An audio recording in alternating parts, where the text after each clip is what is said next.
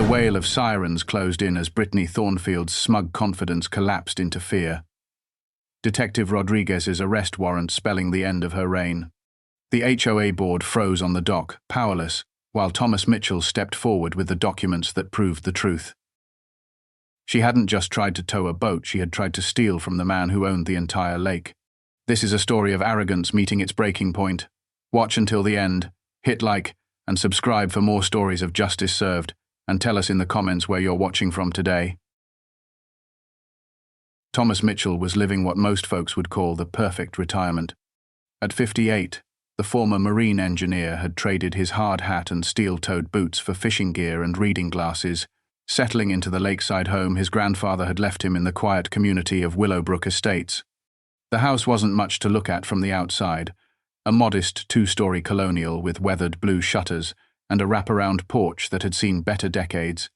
But it sat on 2 acres of prime lakefront property with a private dock that extended 30 feet into the crystal-clear water of Lake Serenity.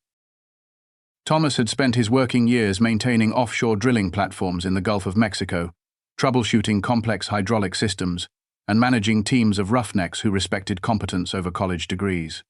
Now, he was content to spend his mornings casting lines from his dock, watching the mist rise off the water while his coffee cooled in the autumn air, and his evenings reading maritime history books by the stone fireplace his grandfather had built by hand in 1952. The lake itself was a thing of beauty, a natural spring-fed body of water that stretched roughly half a mile in each direction, surrounded by mature oak trees, and dotted with several small islands that hosted families of great blue herons and the occasional bald eagle. Thomas's boat, a well-maintained 22-foot center console fishing vessel named Sarah's Dream, after his late wife, he was moored at his private dock alongside a small aluminum kayak he used for morning exploration of the lake's quieter coves. The boat wasn't flashy or expensive, but it was reliable and perfectly suited for the kind of peaceful fishing expeditions that filled Thomas's retirement days. He'd restored the engine himself, repainted the hull, a classic navy blue, and installed new electronics with the same meticulous attention to detail that had made him one of the most sought-after marine engineers in the industry. For 6 peaceful months, Thomas thought he'd found his slice of heaven on earth, a place where the most pressing decision of the day was whether to use live bait or lures, and where the biggest drama involved waiting to see if the base were biting near the fallen log on the lake's eastern shore. That illusion of peace shattered on a crisp October morning when Thomas stepped onto his dock with his first cup of coffee and found a bright orange notice zip-tied to his boat's windshield. The official-looking document, printed on expensive letterhead that read Willowbrook Estates Homeowners Association in bold serif font, informed him in bureaucratic language that his vessel was in violation of HOA maritime regulations and would be subject to immediate removal if not relocated within 72 hours. Thomas read the notice twice, his engineering mind trying to process what seemed like a technical malfunction in the universe. He'd lived on this lake for 6 months, moored his boat at his own private dock, and never received so much as a welcome basket from any homeowners association, let alone a demand to move his legally owned vessel from his legally owned property. The notice was signed by one Brittany Thornfield, President, Willowbrook Estates, HOA, and included a phone number with instructions to call within 24 hours to discuss compliance options and fee structures for continued lake access privileges. Thomas's first instinct was to crumple the notice and throw it in the trash, the same way he'd dealt with offshore bureaucrats who tried to tell experienced engineers how to do their jobs. But something about the formal language and official letterhead nagged at him, the way a strange vibration in an engine housing would bother him until he tracked down its source and fixed the underlying problem. He'd learned, during his decades in the marine industry, that ignoring small problems usually led to bigger problems, and that the best way to deal with unreasonable people was to understand exactly what they thought they could do before deciding how to respond. So instead of tossing the notice, Thomas folded it carefully and placed it on his kitchen table, next to the folder of property documents his lawyer had given him when he inherited the house. He poured himself a second cup of coffee, sat down at the table, and started making phone calls to figure out exactly what kind of game Brittany Thornfield thought she was playing. His first call was to his neighbor, Harold Brennan, a retired accountant who lived 3 houses down and had become something of a friend over the past few months. Harold was 72 years old, had lived in Willowbrook Estates for 15 years, and had the kind of institutional memory that comes from paying attention to local politics and keeping detailed records of every interaction with officialdom. "Oh, you got one of Brittany's special letters," Harold said when Thomas described the notice. "She's been sending those out to anyone with a boat, a fence that's 6 inches too tall, or grass that she thinks is the wrong shade of green. Most folks just pay her whatever she asks for because they don't want the hassle. But I always wondered what would happen if someone actually stood up to her." Harold explained that Brittany had been elected HOA president 3 years earlier on a platform of maintaining property values and community standards, which in practice meant finding creative ways to fine residents for violations of rules that seemed to change depending on who was violating them and whether Brittany liked them personally. "She's got the HOA board wrapped around her finger, and she uses that position like her own personal kingdom," Harold continued. "The woman drives a Mercedes that costs more than most people make in 2 years, lives in the biggest house in the development, and treats everyone else like they're lucky to be allowed to breathe the same air she does."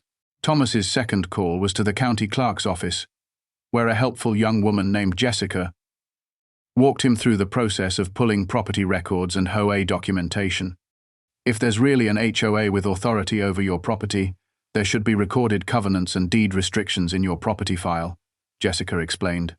"Those documents would have been filed when the development was created, and they would specifically list which properties are subject to HOA governance and what powers the association has." She offered to pull Thomas's file and fax him copies of any relevant documents, a service that would take about 48 hours and cost him $23 in copying fees. Thomas gave her his information and asked her to include any historical documents related to the lake itself, explaining that he was particularly interested in understanding who had legal authority over the water and the shoreline. "That's an interesting question," Jessica said. "Lake ownership can be complicated, especially with older properties. Sometimes the water rights and the land rights were separated when developments were created, and sometimes they weren't. I'll make sure to pull everything we have on file for Lake Serenity." His third call was to Brittany Thornfield herself, a conversation that Thomas approached with the same systematic methodology he'd used to diagnose malfunctioning equipment on oil rigs. He wanted to understand exactly what she thought her authority was, what she expected him to do, and what she planned to do if he didn't comply. The phone rang 3 times before a crisp, imperious voice answered with, "Brittany Thornfield speaking." Thomas introduced himself as the owner of the property at 847 Lakeshore Drive and explained that he'd received her notice about his boat. "Oh yes, Mr. Mitchell," Brittany said, her tone immediately shifting from professional to condescending. "I'm so glad you called.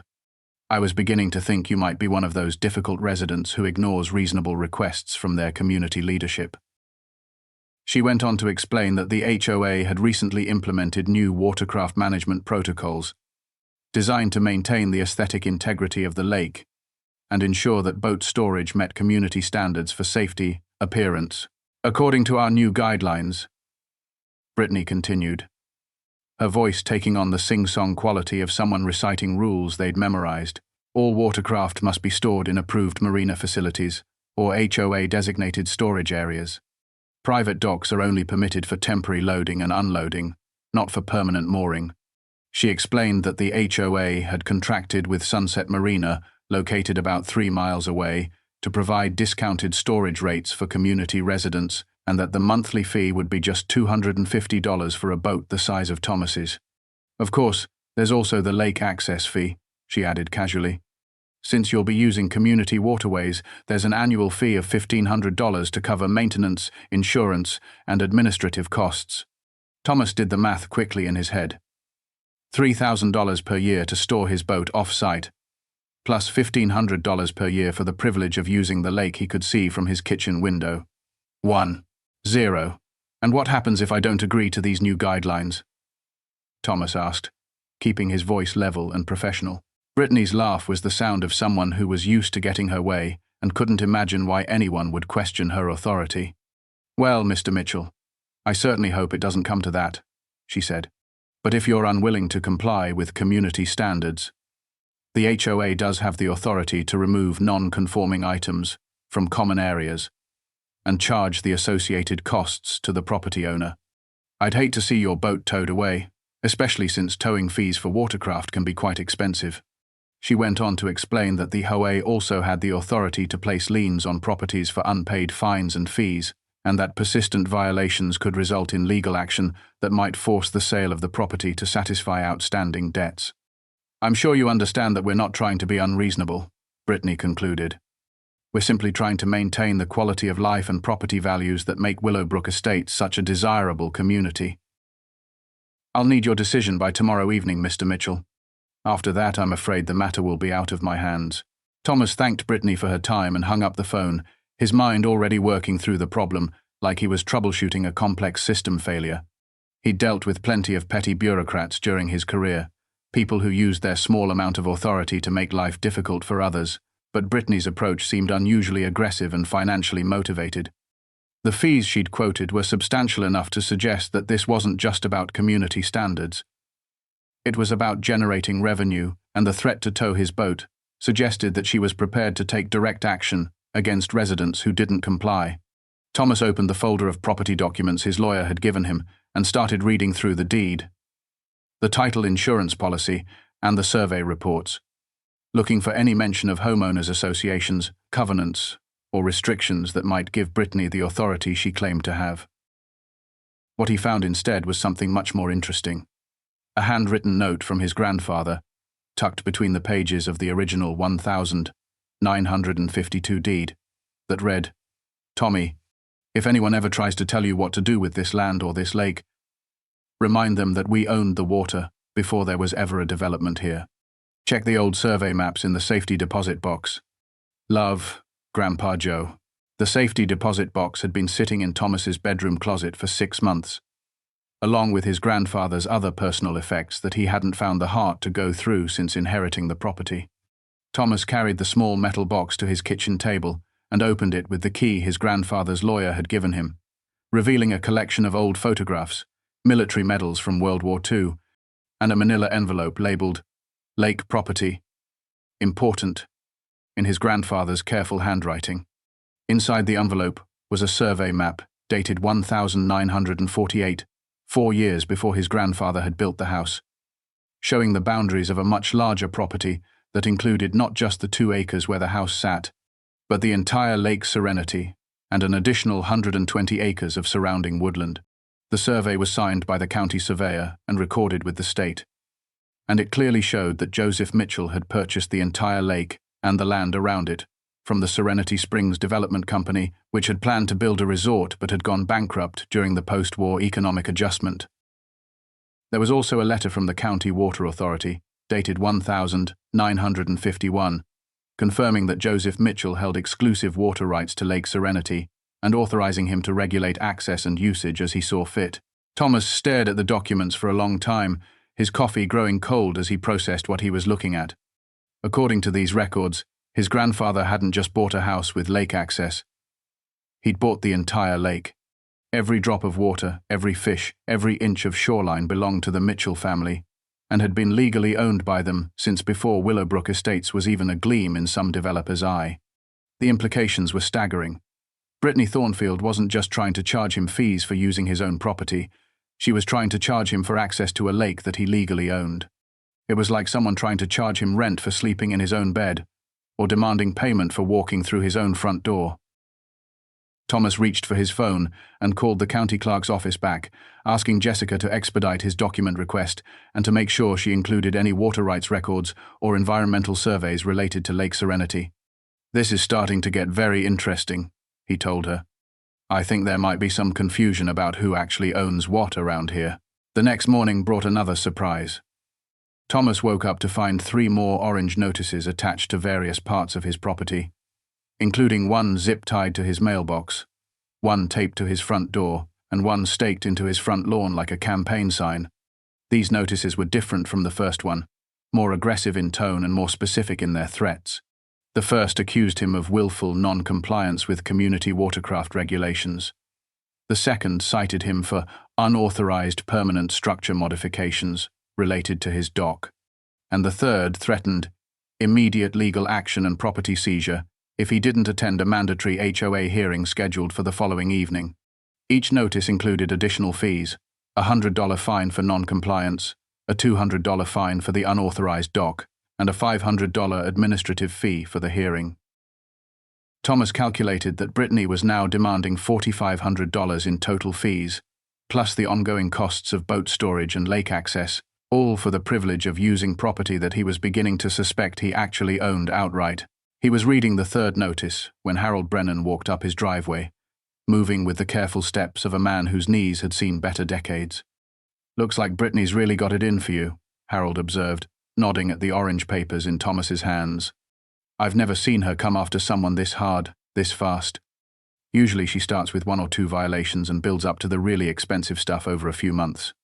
Harold explained that he'd received his own orange notice that morning, citing him for excessive bird-feeding activities and demanding that he remove the 3 small bird feeders from his backyard or pay a $50 monthly fee for a wildlife attraction permit. "It's like she's testing everyone at once, seeing who's going to push back and who's going to roll over," Harold said. "My wife thinks I should just pay the $50 and avoid the hassle, but I'll be damned if I'm going to let that woman charge me for feeding chickadees in my own yard." Thomas invited Harold inside for coffee and showed him the documents he'd found in his grandfather's safety deposit box, explaining his growing suspicion that the entire HOA operation might be built on false premises. Harold studied the survey maps and water rights documents with the careful attention of someone who'd spent 40 years reading financial reports and looking for discrepancies. "If these documents are legitimate," Harold said slowly, "then Brittany doesn't have any authority over this lake at all. In fact, she might be the one who's trespassing every time she walks down to the shoreline." He pointed out several key details in the survey that Thomas had missed. The property boundaries clearly included not just the lake itself, but a 30-foot buffer zone around the entire shoreline, which meant that several of the newer houses in Willowbrook Estates were built partially on land that should still belong to the Mitchell family. "This is the kind of property dispute that can get very ugly, very quickly," Harold warned. "If you're right about owning the lake, then every homeowner with lake access has been using your property without permission for years, and they're not going to be happy about finding that out." Harold suggested that Thomas contact a lawyer who specialized in property rights before he did anything else, because proving ownership of the lake would be just the first step in what could become a very complicated legal battle. Thomas spent the rest of the morning calling law firms, looking for an attorney who had experience with water rights and property disputes.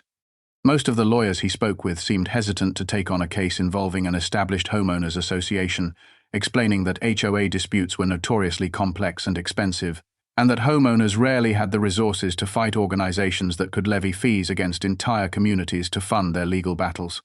It was nearly noon when he finally reached Amanda Chen, a property rights attorney who'd made a name for herself representing individual property owners against developers and municipal authorities. "Mr. Mitchell," she said after he'd explained his situation, "what you're describing sounds like a case of adverse possession or fraudulent assumption of authority.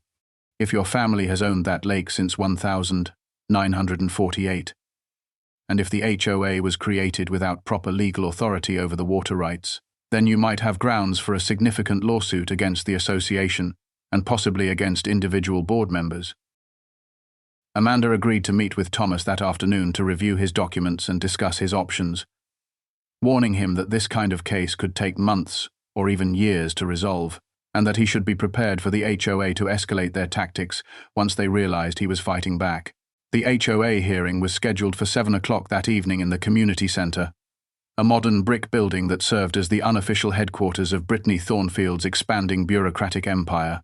Thomas arrived 15 minutes early, carrying a briefcase containing copies of all his property documents and a small digital recorder that Amanda Chen had suggested he use to create a record of anything that was said during the meeting.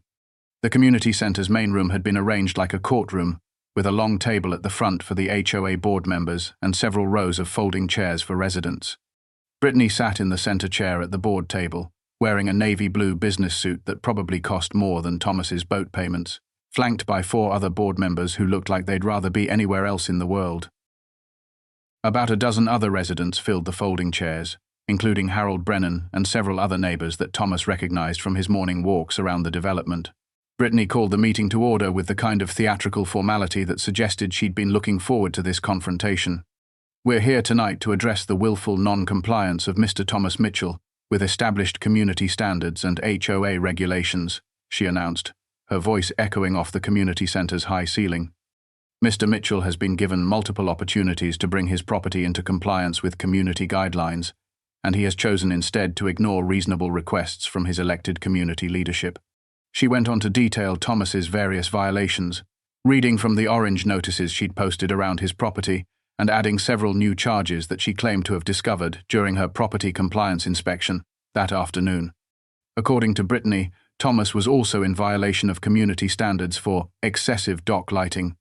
He had 2 small solar-powered lanterns, unauthorized watercraft modifications, he'd installed a new fish finder, and failure to maintain approved landscaping standards.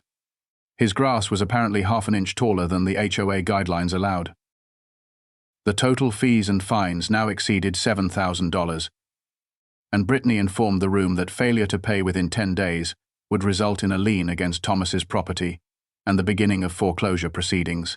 Thomas waited until Brittany finished her presentation, then stood up and approached the board table with his briefcase.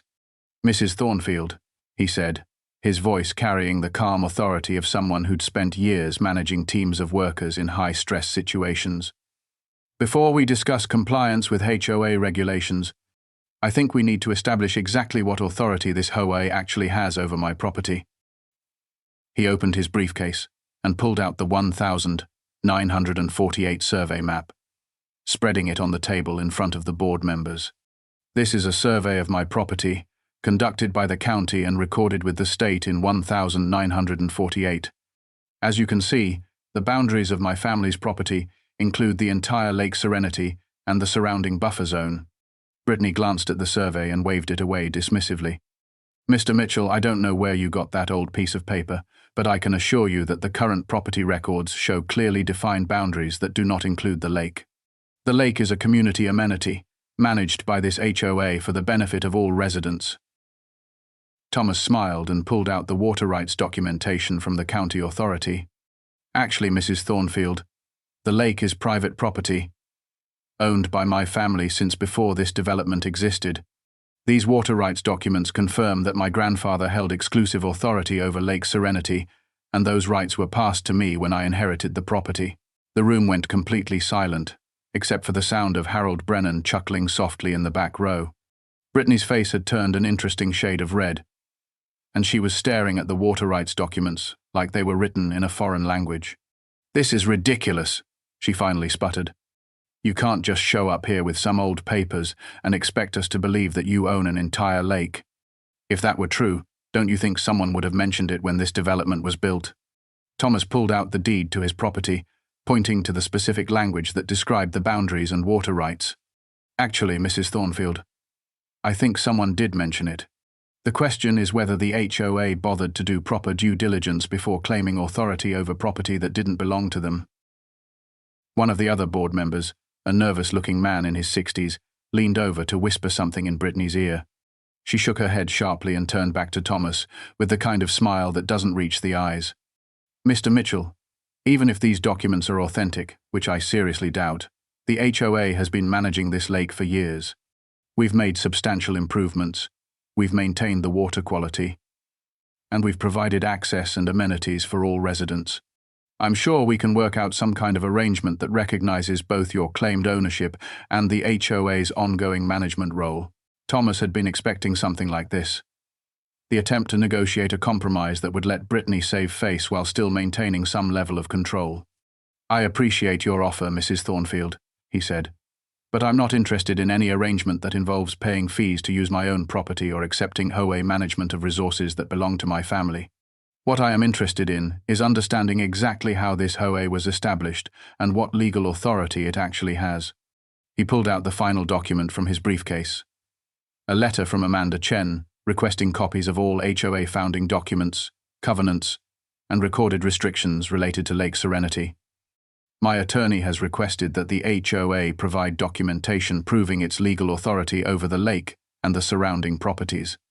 Until we receive that documentation, I'll be treating any further attempts to levy fees or remove my property as harassment and possible theft."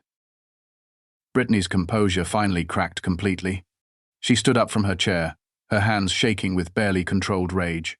"How dare you come into this community and threaten legal action against your neighbors?" she shouted. "We've been maintaining this lake and these properties for years, and we're not going to let some newcomer with a few old papers destroy everything we've built here." The shouting match that followed was brief but illuminating. Brittany accused Thomas of being a troublemaker who was trying to destroy the community for his own selfish interests. Thomas calmly pointed out that he was simply trying to understand what legal authority the HOA claimed to have over his property. The other board members tried to mediate, suggesting that everyone should calm down and approach the issue more reasonably. But Brittany was beyond reason at that point. She declared that the HOA would be taking immediate legal action to protect the community's interests, and that Thomas should expect to receive formal notice of a lawsuit within the week. "You picked the wrong fight with the wrong person, Mr. Mitchell," she said, her voice dripping with venom. "I've been dealing with difficult residents for years, and I know exactly how to handle people who think they're above community standards." Thomas packed his documents back into his briefcase and stood up to leave. "Mrs. Thornfield," he said quietly, "I spent 30 years working on offshore drilling platforms, dealing with equipment failures and emergency situations, where people's lives depended on getting things right the first time. I learned early that the loudest person in the room is usually the one who's most worried about being wrong. I'll be very interested to see what kind of legal authority you think you have when this gets to court." The next 3 weeks were like a chess match played in slow motion, with both sides maneuvering for position while trying to understand exactly what the other side was capable of. Brittany made good on her threat to file a lawsuit, hiring a law firm that specialized in HOA disputes to seek an injunction that would force Thomas to comply with community standards, while the ownership questions were resolved in court. Amanda Chen countered by filing her own lawsuit, seeking damages for harassment and fraudulent assumption of authority, and requesting that the court order the HOA to prove its legal standing before proceeding with any enforcement actions. The legal maneuvering was expensive and time-consuming. But Thomas had two advantages that Brittany apparently hadn't considered. He had documentary evidence supporting his claims, and he had the financial resources to sustain a prolonged legal battle thanks to his retirement savings and the equity in his property. Brittany, on the other hand, was spending HOA funds to finance her legal campaign, which meant she had to justify her actions to the other board members and to the community residents who were paying the association's expenses through their monthly dues. During those 3 weeks, Thomas also discovered that he wasn't Brittany's only target.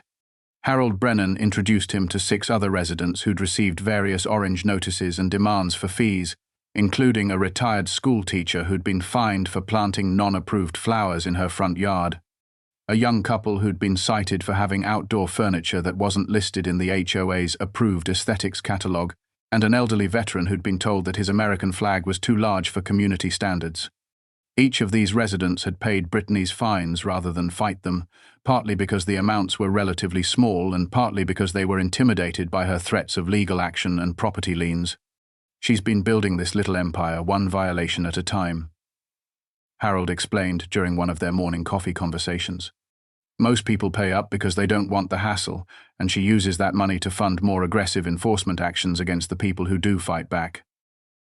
Thomas realized that Brittany's operation was essentially a protection racket, using the legitimate structure of an HOA to extract money from residents who had no effective way to challenge her authority. The breakthrough came from an unexpected source.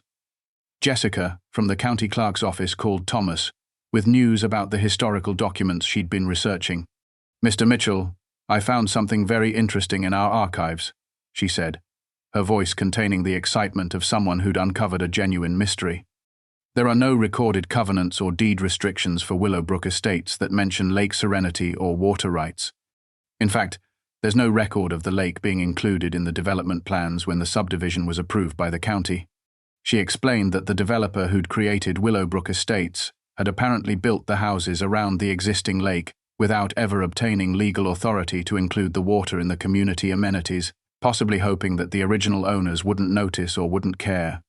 "It gets even more interesting," Jessica continued. "The HOA was incorporated 3 years ago, but there's no record of them filing the proper environmental impact studies or water rights documentation that would be required to assume management of a natural water body. In other words, Brittany had been running an HOA that had no legal authority over the very amenity that justified most of its regulations and fees. Amanda Chen called an emergency meeting as soon as she received Jessica's research. "Thomas, what we have here is a classic case of fraudulent assumption of authority," she explained, spreading the county documents across her office conference table. "Brittany and the HOA board have been collecting fees and levying fines based on authority they never actually possessed. Every resident who's paid lake access fees or boat storage fees has been the victim of what amounts to extortion." Amanda outlined a legal strategy that would not only clear Thomas of all HOA claims, but would also expose the entire organization as illegitimate and potentially criminal. "We can file for criminal charges against the board members for fraud and theft, and we can seek restitution for every resident who's been charged illegal fees over the past 3 years." The only question was whether Thomas wanted to pursue a quiet resolution that would simply establish his ownership of the lake, or whether he wanted to go for the full exposure that would shut down Brittany's operation entirely and potentially send her to jail. Thomas didn't hesitate. "She's been terrorizing people and stealing their money for years," he said. "If we let her walk away quietly, she'll just find another way to continue the scam somewhere else. I want the full exposure, criminal charges, and restitution for everyone she's victimized." Amanda smiled, the kind of smile that defense attorneys have nightmares about. "I was hoping you'd say that. This is the kind of case that makes careers, and I intend to make sure that Brittany Thornfield becomes a cautionary tale for every wannabe HOA dictator in the state." They spent the rest of the meeting planning a coordinated legal assault that would hit Brittany from multiple directions simultaneously. Criminal charges filed with the district attorney's office, civil lawsuits seeking damages and restitution, and a public records request that would force the HOA to disclose exactly how much money they'd collected and where it had gone. Amanda also suggested contacting the local media, explaining that this kind of story would generate significant public interest and pressure the authorities to take the criminal charges seriously. "Brittany Thornfield has been running her little kingdom based on intimidation and the assumption that nobody would fight back," Amanda said. "We're about to show her what happens when someone with resources and determination decides to expose the truth." The next morning, Thomas woke up to find his boat missing. He walked out to his dock with his coffee, expecting to see Sarah's dream bobbing gently in the calm water, and instead found only empty space and a few loose dock lines floating on the surface. For a moment, he thought the boat might have broken loose during the night and drifted to another part of the lake, but a quick scan of the shoreline revealed no sign of the vessel anywhere. Then he noticed the tire tracks in the soft dirt near his dock, the kind of deep ruts that would be left by a heavy vehicle backing up to the water's edge. Someone had brought a boat trailer to his property in the middle of the night and stolen his boat, and Thomas had a pretty good idea who had authorized the theft. He called Amanda Chen first, reporting the theft and asking her to document it as evidence of criminal activity. Then he called the sheriff's department, filing a formal complaint for theft of property valued at over $15,000. Finally, he called Harold Brennan and asked him to walk over with his camera to help document the crime scene before the tire tracks were disturbed by rain or traffic.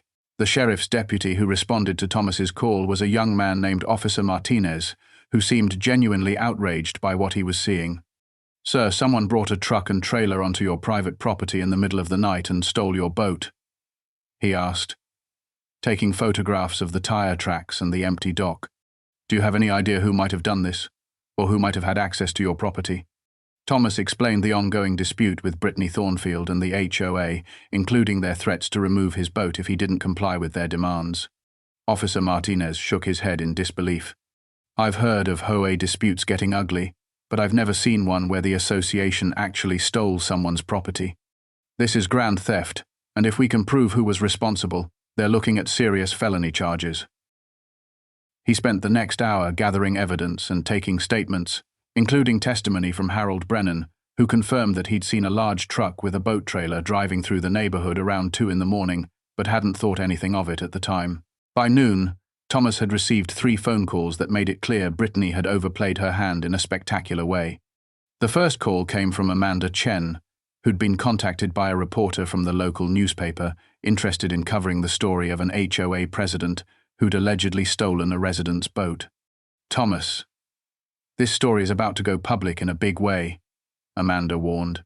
"The reporter has already confirmed that Brittany hired a towing company to remove your boat, and the towing company is now saying they were told the boat was abandoned property on HOA land. They're cooperating with the police investigation, which means we'll have a clear chain of evidence linking Brittany directly to the theft. The second call came from Officer Martinez, who'd located Thomas's boat at a storage facility owned by Sunset Marina, the same company Brittany had tried to force Thomas to use for boat storage. "We found your vessel, sir, and we've secured it as evidence," Officer Martinez reported. "The marina owner says Brittany Thornfield brought it in around 3 this morning, claiming it was an HOA enforcement action. He's willing to testify about the conversation, and he's providing us with security camera footage that shows her vehicle at the scene." The third call was the most interesting. It came from Brittany herself, and Thomas could hear the desperation in her voice, even though she was trying to sound authoritative. "Mr. Mitchell, I understand there's been some confusion about the boat removal last night," she said, her usual imperious tone cracking around the edges. "I want you to know that the HOA was acting within its authority to remove non-compliant items from community property, but we're certainly willing to discuss a reasonable resolution to this misunderstanding." Thomas activated the call recording app on his phone, something Amanda had suggested he do for any communication with Brittany. "Mrs. Thornfield," he said calmly, "you had my boat stolen from my private property in the middle of the night. There's no misunderstanding here, and there's nothing to discuss except the criminal charges you're about to face." Brittany's composure cracked completely. "You don't understand the position you're putting me in," she shouted. "I've spent 3 years building a proper community management system here, and I'm not going to let you destroy everything just because you're too selfish to follow reasonable rules." Thomas let her rant for several minutes, knowing that every word was being recorded and could be used as evidence of her unstable mental state and her admission of ongoing harassment. The story broke in the local newspaper 2 days later with a headline that read, "HOA president accused of stealing resident's boat in lake ownership dispute." The reporter had done thorough research, interviewing several Willowbrook Estates residents, who described years of escalating fees and harassment under Brittany's leadership. The article included photographs of Thomas's property documents, expert commentary from a real estate attorney about water rights and HOA authority, and a sidebar story about similar cases around the state where HOA boards had exceeded their legal authority. By evening, the story had been picked up by 3 local television stations and was spreading on social media under hashtags like Hoagan Wrong and Lake Thief. Thomas's phone started ringing with calls from other reporters, attorneys who wanted to represent other affected residents, and HOA reform advocates, who saw his case as an opportunity to expose broader problems with community association governance. Brittany's response to the media coverage was swift and predictably counterproductive. She called a press conference at the community center, claiming that Thomas was a dangerous individual who was trying to destroy the peaceful community that she'd worked so hard to create. "Mr. Mitchell moved into this community and immediately began challenging reasonable rules and regulations that have been in place for years," she told the gathered reporters. "When we tried to work with him to find a compromise solution, he responded with frivolous lawsuits and harassment of the elected community leadership." She went on to claim that Thomas's property documents were forgeries, that his boat had been removed from community property where it didn't belong, and that the real story was about an entitled newcomer who thought he was above the rules that governed everyone else. The press conference was a disaster for Brittany, partly because several reporters had already confirmed the authenticity of Thomas's documents with the county clerk's office, and partly because her emotional state made her seem unhinged rather than authoritative. The breaking point came 3 days after the newspaper story, when Brittany made the mistake of confronting Thomas directly at his own property. Thomas was working in his garage, organizing some of his grandfather's old tools, when he heard a car door slam in his driveway. He looked outside to see Brittany marching toward his front door, flanked by 2 men in expensive suits who looked like they'd rather be anywhere else in the world. Thomas met them on his front porch, noting that Harold Brennan had emerged from his own house and was watching the confrontation from across the street. "Mr. Mitchell," Brittany announced, her voice shaking with barely controlled rage, "this harassment has gone on long enough. My attorneys are here to serve you with a restraining order that will prevent you from making any further false statements about the HOA or its legitimate authority." One of the attorneys stepped forward, looking embarrassed. "Mrs. Thornfield, we discussed this in the car. We can't serve a restraining order on someone for telling the truth to reporters. That's not how restraining orders work. Brittany turned on the attorney with a fury that made Thomas take a step back. I'm paying you to solve my problems, not to lecture me about legal technicalities, she screamed. Do your job, or I'll find attorneys who will. What happened next was something that Thomas would remember for the rest of his life. The moment when Brittany Thornfield's carefully constructed facade of authority and respectability collapsed completely. She began ranting about how she'd invested years of her life in building a proper community, how ungrateful residents like Thomas were destroying everything she'd worked for, and how she wouldn't let some nobody with fake documents steal her lake from her. My lake, she kept repeating, her voice getting higher and more hysterical. I've been managing my lake for 3 years, and I'm not going to let you take it away from me. The attorneys exchanged glances and started backing toward their car, clearly recognizing that their client was having some kind of mental breakdown and that continuing to represent her would damage their professional reputations. Thomas pulled out his phone and started recording, partly for his own protection, and partly because he realized that Brittany was providing him with the best possible evidence of her delusional belief that she owned property that belonged to his family. The recording captured Brittany's complete meltdown in vivid detail. Her admission that she considered the lake to be hers, her threats to have Thomas arrested for questioning her authority, and her increasingly unhinged claims that she was the victim of a conspiracy designed to destroy her life's work. When one of the attorneys tried to calm her down, she turned on him with such venom that he immediately announced that his firm would no longer be representing her or the HOA. Mrs. Thornfield, we're withdrawing from this case, effective immediately, the attorney said. We cannot and will not represent clients who engage in harassment or who make false claims about property ownership. Brittany's response was to threaten to sue the attorneys for abandoning her, to sue Thomas for fraud, to sue the newspaper for libel, and to sue anyone else who didn't recognize her legitimate authority over the community she'd worked so hard to build. By the time she finally stormed back to her car, Thomas had 47 minutes of high-definition video showing Brittany Thornfield having a complete psychological breakdown on his front porch. The video went viral within hours of Thomas posting it online, shared thousands of times across social media platforms with commentary ranging from shocked disbelief to dark humor about HOA power trips gone wrong. Local news stations picked up the story again, this time focusing on Brittany's mental state and her apparent belief that she owned property that clearly belonged to someone else. The district attorney's office, which had been moving slowly on the criminal charges, suddenly expedited their investigation after seeing Brittany's recorded confession that she considered the lake to be hers. Amanda Chen called Thomas that evening, barely able to contain her excitement. Thomas, that recording is the best piece of evidence I've ever seen in a property dispute case, she said. Brittany just confessed to theft and fraud on camera, in front of witnesses, while threatening to continue her illegal activities. The district attorney is filing criminal charges tomorrow, and I guarantee you that every resident who's been victimized by her fake HOA is going to want to join our civil lawsuit now that they've seen what she's really like. The criminal charges came down 3 days later. Grand theft for the boat, fraud for the illegal collection of fees, extortion for the threats against residents, and criminal impersonation of authority for running an illegitimate HOA operation. Each charge carried significant potential jail time, and together they represented a clear message that the authorities were taking Brittany's crimes seriously. The arrest warrant was served at Brittany's house at 6 a.m. by 2 sheriff's deputies, with Officer Martinez handling the paperwork and making sure that Brittany understood exactly what she was being charged with.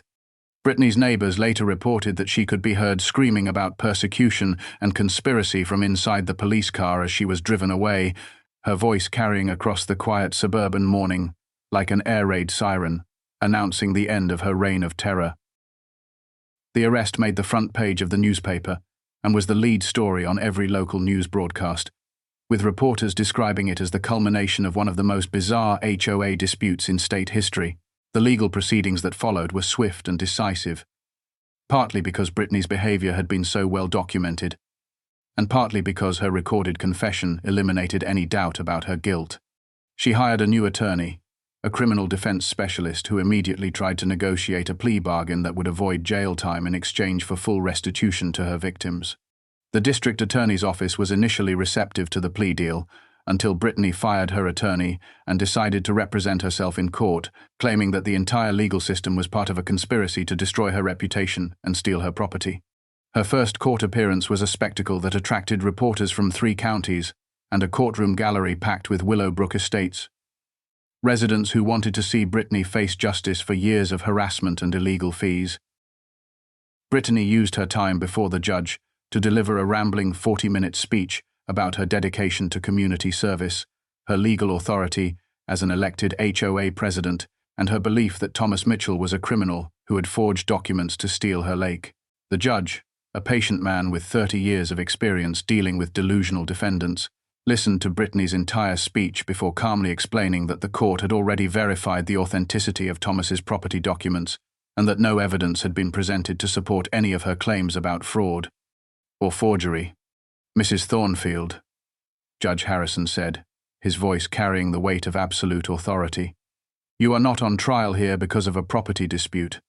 You are on trial because you stole a boat, collected money under false pretenses, and threatened residents with illegal consequences for refusing to pay fees you had no authority to collect. The ownership of Lake Serenity is not in question, and your belief that you had authority over that property does not excuse your criminal actions." Brittany's response was to demand that the judge recuse himself from the case because he was obviously biased against community leaders who tried to maintain proper standards, a demand that Judge Harrison denied with the kind of barely concealed irritation that suggested Brittany was testing his legendary patience. The trial itself lasted 3 days and was covered gavel to gavel by local television stations that treated it like a combination of courtroom drama and reality show. Thomas testified on the first day, calmly presenting his property documents and explaining how he'd discovered Brittany's fraudulent claims to authority over his family's lake. His testimony was corroborated by Jessica from the county clerk's office, who confirmed that no legal authority had ever been granted to the Willowbrook Estates HOA over Lake Serenity or its surrounding buffer zone. The prosecution played Brittany's recorded confession multiple times, highlighting her admission that she considered the lake to be hers and her threats to continue collecting fees from residents regardless of her legal authority. The defense case, presented by Brittany herself, consisted mainly of character assassination attempts against Thomas and conspiracy theories about corrupt government officials who had helped him forge property documents, claims that were systematically debunked by the prosecution's expert witnesses and documentary evidence. The jury deliberated for less than 2 hours before returning guilty verdicts on all charges. Brittany's reaction to the verdict was swift and predictable. She accused the jury of being part of the conspiracy against her, claimed that the judge had been bribed by Thomas Mitchell, and announced that she would be appealing the verdict to the state Supreme Court because the entire trial had been rigged against her. Judge Harrison sentenced her to 18 months in prison, 5 years of probation, and full restitution to all residents who had paid illegal fees to her fake HOA operation. The restitution amount exceeded $200,000, money that Brittany had collected over 3 years of fraudulent fee collection, and which would have to be paid back with interest and penalties. As the bailiff led Brittany away in handcuffs, she was still shouting about injustice and persecution, her voice echoing through the courthouse corridors until the heavy doors of the holding cell finally muffled her protests. The civil lawsuit that followed was almost anticlimactic after the drama of the criminal trial, but it served an important purpose in making sure that Brittany's victims received full compensation for their suffering. Amanda Chen had assembled a class action suit representing 47 residents who had paid various fees and fines to Brittany's fraudulent HOA over the past 3 years. The lawsuit sought not just restitution of the money that had been stolen, but also punitive damages for the emotional distress and harassment that Brittany had inflicted on her victims. Brittany's house, her Mercedes, and her other assets were seized to satisfy the judgment, with the proceeds distributed among the residents who had been victimized by her scam. The remaining members of the HOA board, who had been mostly passive enablers of Brittany's activities, agreed to dissolve the organization entirely and to cooperate fully with the restitution process in exchange for avoiding criminal charges themselves. Thomas spent the months following Brittany's conviction working with county officials and environmental experts to establish proper management protocols for Lake Serenity. As the legal owner of the lake, he had both the authority and the responsibility to ensure that the water remained clean and accessible for the wildlife that depended on it, while also determining what level of access he wanted to provide to his neighbors. After consulting with Harold Brennan and several other reasonable residents, Thomas decided to establish a simple, informal arrangement that would allow his neighbors to continue enjoying the lake for fishing and recreational activities, with the understanding that he retained ultimate authority over the water and could revoke access if anyone abused the privilege. He also worked with a local environmental group to establish Lake Serenity as a protected wildlife habitat, ensuring that the herons and eagles would continue to have a safe place to nest and hunt. The arrangement satisfied everyone except Brittany, who continued to send him angry letters from prison claiming that he had stolen her life's work and destroyed the community she had worked so hard to build. The story of Brittany Thornfield and her fake HOA became something of a legend in the area, a cautionary tale that was told and retold whenever residents of other communities faced similar harassment from overzealous association boards. Thomas found himself receiving calls from homeowners across the state who were dealing with their own HOA disputes. People who had heard about his victory and wanted advice about fighting back against unreasonable authority. He always gave them the same advice that Amanda Chen had given him. Document everything. Research the legal basis for any claimed authority, and never assume that people in positions of power actually have the authority they claim to possess. Most HOA tyrants are counting on intimidation and the assumption that residents won't fight back. Thomas would explain. But if you're willing to do the research and stand up for your rights, you'd be surprised how often these people turn out to be running scams based on non-existent authority.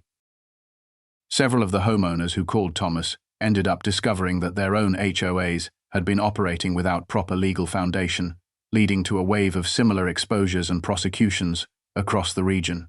Looking back on the entire experience, Thomas realized that Brittany Thornfield had done him an unexpected favor by trying to steal his boat and extort money from him.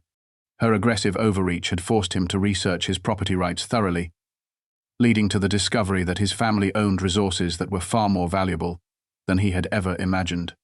The lake that Brittany had tried to control was now legally established as his private property, with clear documentation that would prevent any future attempts at illegitimate authority.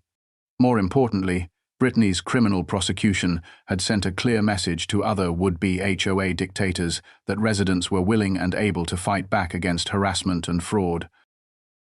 Thomas kept his grandfather's note in a frame on his kitchen wall, next to a photograph of Lake Serenity at sunrise and a copy of the newspaper article that had exposed Brittany's crimes. Tommy, if anyone ever tries to tell you what to do with this land or this lake, remind them that we owned the water before there was ever a development here.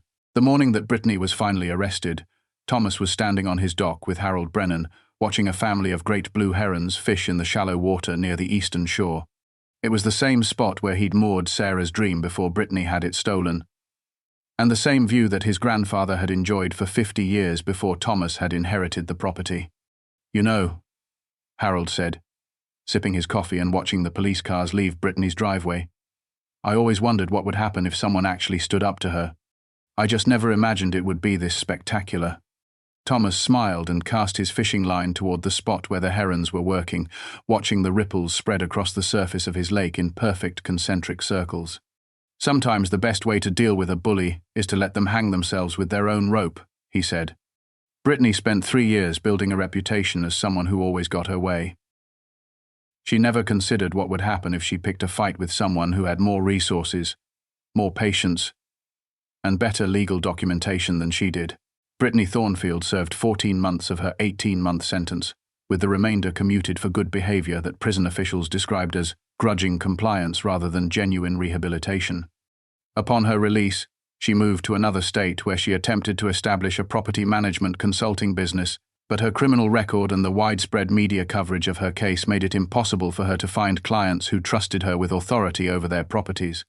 She eventually took a job as a customer service representative for an insurance company, a position that provided her with no authority whatsoever over other people's lives or property. Thomas occasionally received reports about Brittany from mutual acquaintances, updates that suggested she remained bitter and unrepentant about her conviction, continuing to claim that she had been the victim of a conspiracy, and that Thomas had somehow cheated her out of property that rightfully belonged to her. Some people never learn. Thomas would say when these reports reached him. They spend their whole lives trying to control things that don't belong to them, and they never figure out that real authority comes from ownership, competence, and the respect of the people around you. The Willowbrook Estates community flourished in the years following Brittany's removal, developing the kind of neighborly cooperation that had been impossible under her regime of harassment and intimidation. Harold Brennan organized informal community gatherings that brought residents together for barbecues and holiday celebrations, events that Brittany had previously forbidden because they didn't meet her standards for appropriate community activities. The residents who had been victimized by Brittany's fake HOA used their restitution money for home improvements and community projects, including a small playground and a community garden that were maintained through voluntary cooperation rather than mandatory fees and regulations. Thomas became something of an unofficial community elder, the person that residents turned to when they needed advice about property issues or when conflicts arose that required mediation by someone with no personal agenda. His engineering background and his experience with Brittany's prosecution made him uniquely qualified to help neighbors solve problems through research, documentation, and reasonable negotiation, rather than threats and intimidation. 5 years after Brittany's arrest, Thomas received a letter that surprised him more than anything that had happened during the entire HOA conflict. The envelope was addressed in Brittany's distinctive handwriting, postmarked from the city where she now lived, and contained a single sheet of paper with a message that was both apologetic and defiant. "Mr. Mitchell," the letter began, "I have had several years to reflect on our dispute and the events that led to my conviction. While I still believe that I was acting in the best interests of the community and that your legal victory was the result of technicalities rather than justice, I recognize that my methods were inappropriate and that I caused harm to you and other residents. I want you to know that I have learned from this experience and that I am now working in a position where I help people rather than trying to control them. I hope that you are enjoying your lake and that the community has found a way to function peacefully without the structure and guidance that I tried to provide." The letter was signed simply Brittany and included no return address, suggesting that she didn't expect or want a response from Thomas. Thomas showed the letter to Harold, who was now 81 years old but still sharp enough to provide perspective on the strange conclusion to their long conflict with Brittany. "Do you think she's really changed?" Harold asked, studying the letter with the careful attention he'd once applied to financial reports. "Or is this just another manipulation, trying to make herself look like the victim who's learned from her suffering?" Thomas considered the question for a long time, watching a pair of eagles circle high above the lake, while he tried to understand the mind of someone who had caused so much trouble for so many people. "I think she's probably learned that her old methods don't work," he finally said. "Whether she's learned to respect other people's rights and property is a different question entirely. But at least she's not our problem anymore, and anyone who hires her in the future will be able to find out exactly what kind of person she is just by Googling her name." The story of Thomas Mitchell and Brittany Thornfield became a case study that was taught in law schools and property management courses, an example of how individual property rights could be protected against fraudulent authority, and how proper legal documentation could expose even the most confident scam artists. Amanda Chen wrote an article about the case for a legal journal, focusing on the importance of thorough property research and the dangers of allowing HOA boards to operate without proper oversight and accountability. The article was widely cited by other attorneys who were dealing with similar cases, and it helped establish precedents that made it easier for homeowners to challenge illegitimate HOA authority in court. Thomas occasionally received requests to speak at homeowner rights conferences and legal seminars, opportunities to share his experience with people who were facing their own battles against unreasonable authority. He always accepted these invitations when his schedule allowed, believing that education and preparation were the best weapons against the kind of fraud and harassment that Brittany had practiced. On quiet mornings, when Thomas sat on his dock with his coffee and watched the mist rise off Lake Serenity, he sometimes reflected on the lessons that the entire experience had taught him about authority, ownership, and the importance of standing up for principles, even when doing so was difficult and expensive.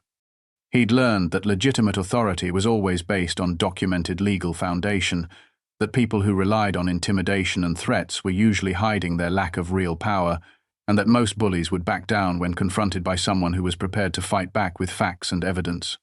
He'd also learned that communities functioned best when they were based on voluntary cooperation and mutual respect, rather than fear and mandatory compliance with arbitrary rules.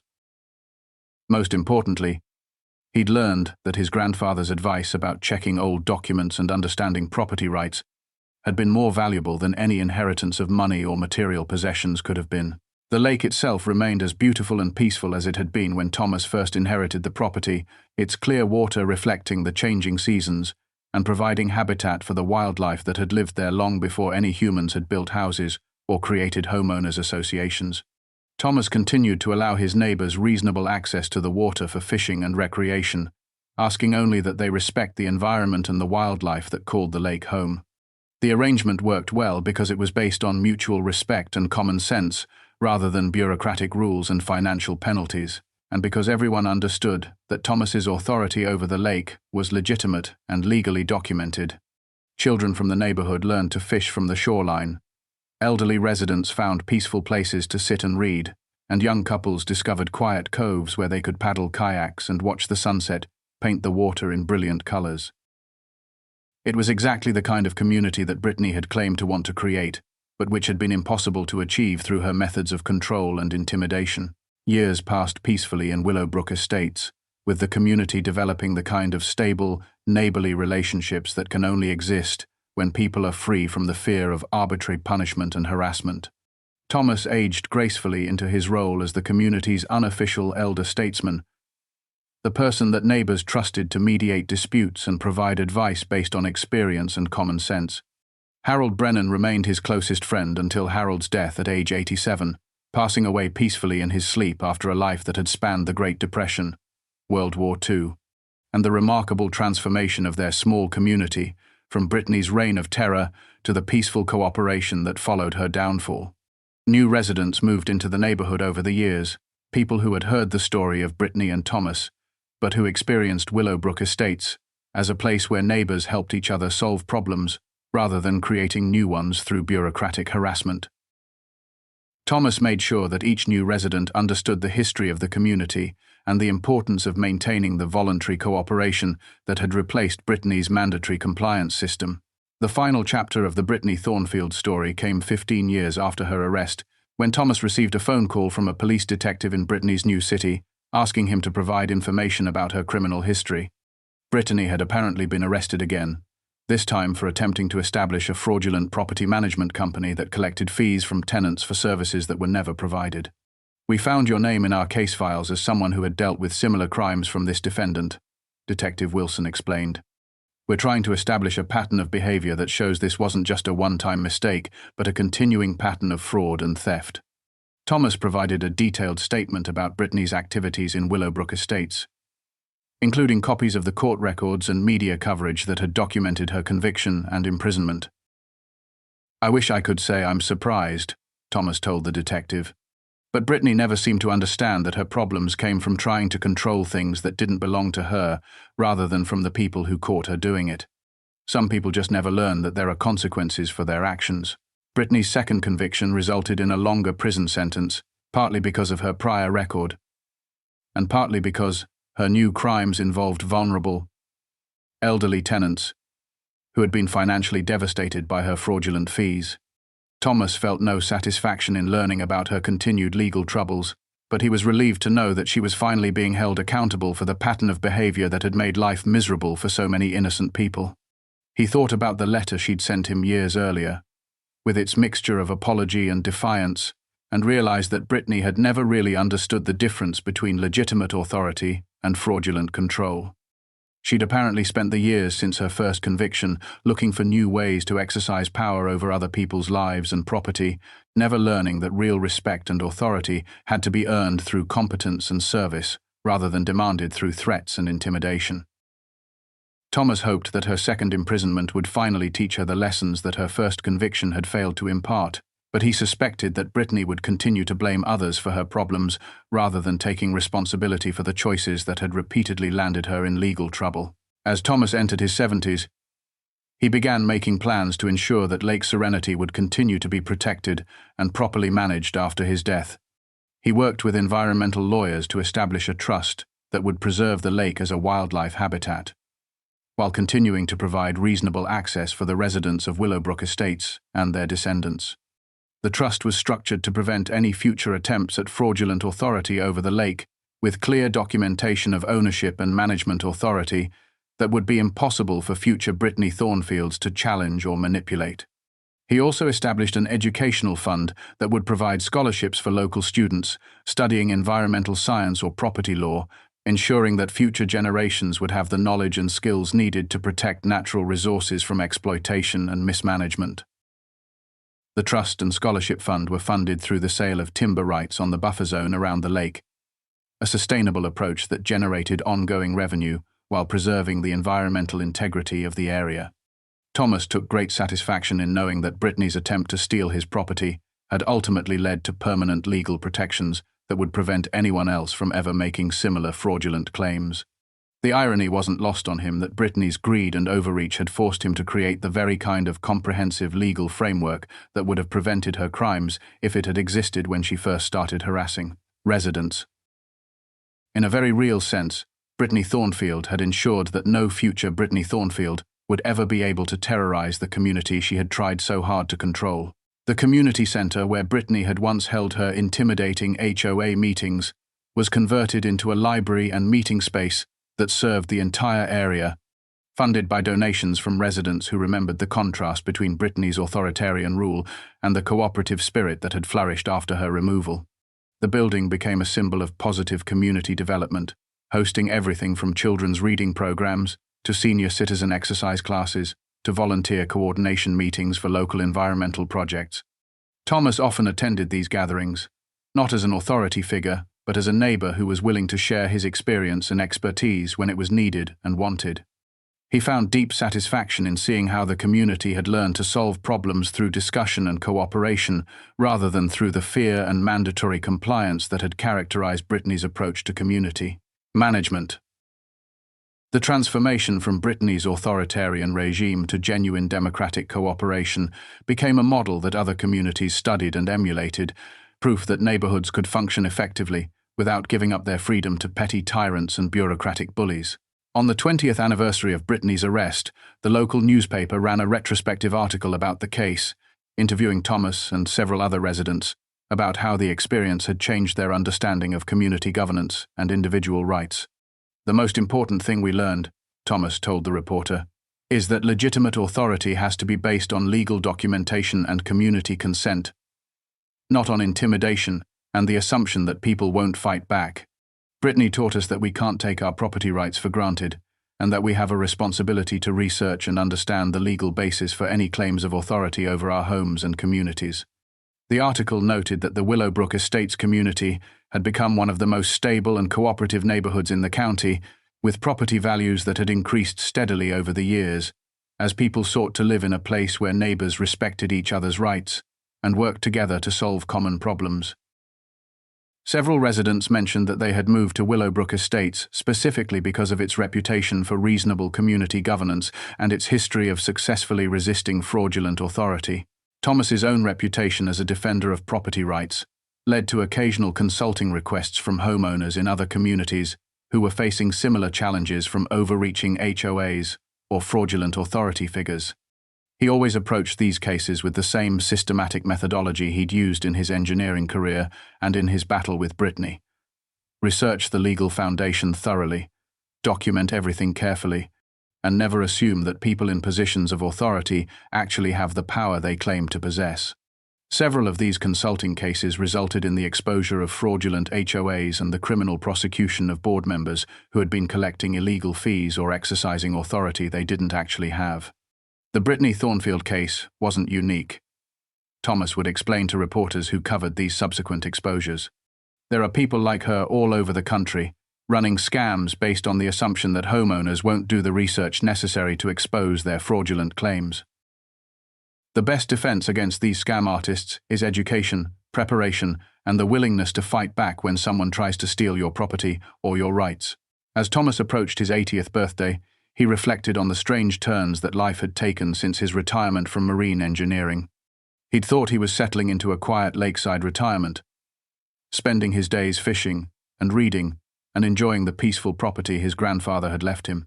Instead, he'd found himself in a legal battle that had lasted for years, exposed criminal fraud that had victimized dozens of people, and established legal precedents that were still being cited in property rights cases across the country. The experience had taught him that retirement didn't mean the end of responsibility or the end of the need to stand up for principles and protect the rights of people who were less able to defend themselves. It had also taught him that his grandfather's advice about checking old documents and understanding property rights had been more than just practical wisdom. It had been a legacy of vigilance and responsibility that had ultimately protected not just Thomas's own interests, but the interests of an entire community. The eagles that nested on the small islands in Lake Serenity had multiplied over the years, establishing several family groups that returned each spring to raise their young in the protected environment that Thomas's ownership had preserved. Ornithologists from the State University regularly visited to study and monitor the eagle population, which had become one of the most successful restoration projects in the region. The herons, ducks, and other waterfowl had also thrived under Thomas's stewardship, which emphasized minimal human interference and maximum protection of natural habitat. Thomas often thought about how different the lake's fate would have been if Brittany had succeeded in establishing her fraudulent authority over the water. Her development plans had included jet ski rentals, weekend festivals, and commercial fishing operations that would have destroyed the delicate ecosystem that had taken decades to establish and maintain. The final vindication of Thomas's decision to fight Brittany's fraudulent authority came in an unexpected form. A visit from Brittany herself, 25 years after her original arrest, and 10 years after her second conviction for property management fraud. Thomas was working in his garden when he saw a taxi pull up in his driveway, and he was shocked to see Brittany emerge from the passenger seat, older and grayer, but still recognizable as the woman who had tried to steal his boat and extort money from his neighbors.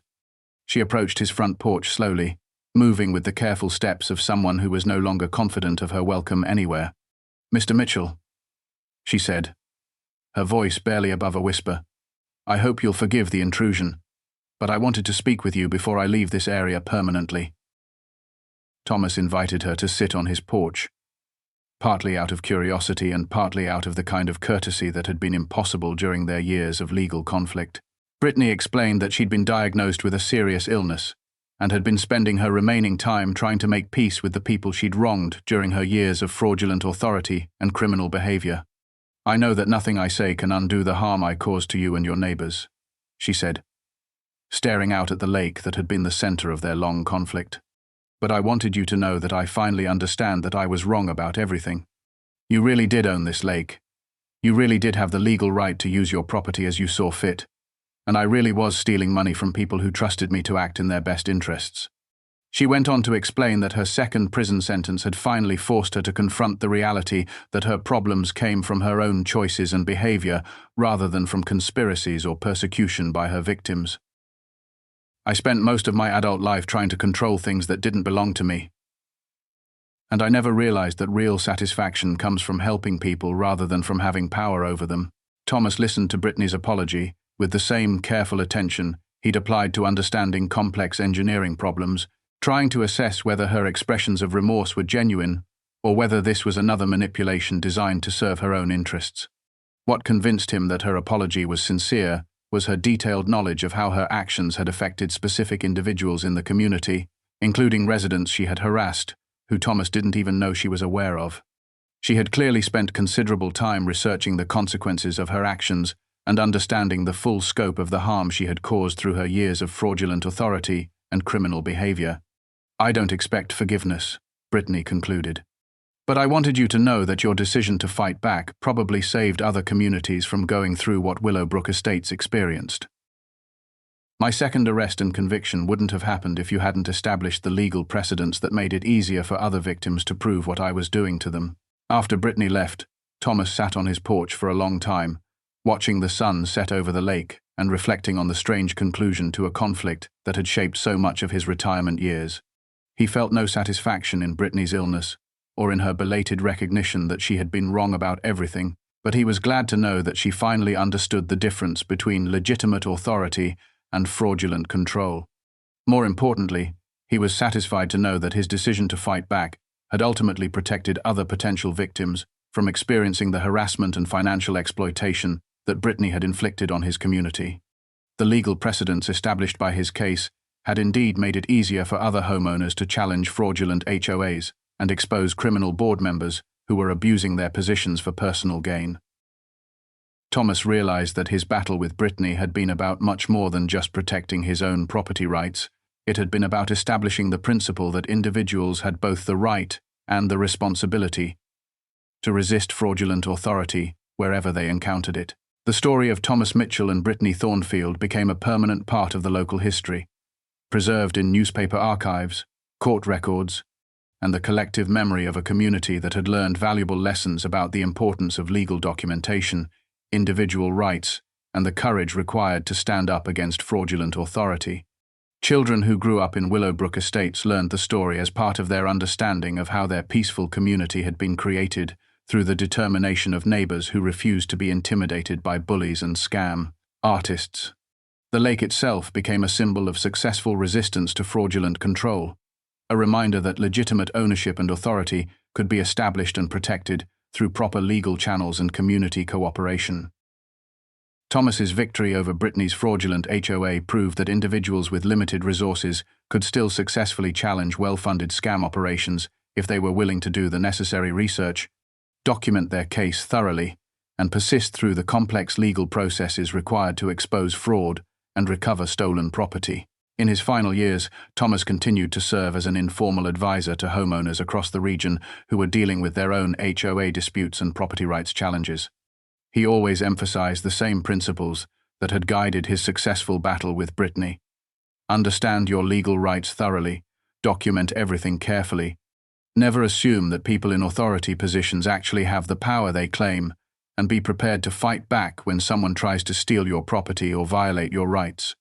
The Brittany Thornfields of the world are counting on people being too intimidated or too lazy to research their legal rights. He would tell people who sought his advice. But if you're willing to do the work and stand up for yourself, you'll usually find that these people are running scams that collapse as soon as someone shines a bright light on them.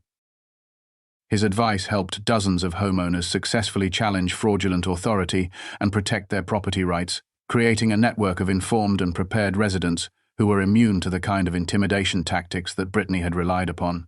Thomas Mitchell died peacefully at the age of 85.